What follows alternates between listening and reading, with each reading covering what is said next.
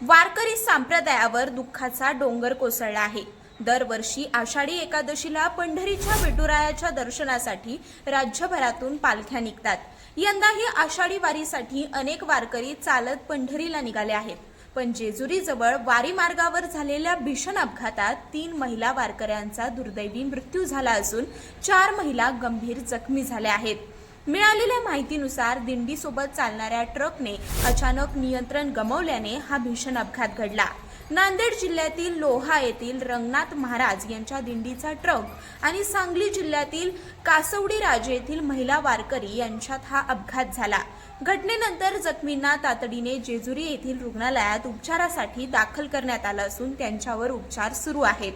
या दुर्दैवी घटनेनंतर वारी मार्गावरील वाहतूक व्यवस्थेवर आणि सुरक्षेच्या उपाययोजनांवर प्रश्नचिन्ह उपस्थित केलं जात आहे। विठ्ठलाच्या नामस्मरणासाठी निघालेल्या वारकऱ्यांवर अशी वेळ येणं अत्यंत वेदनादायी आहे।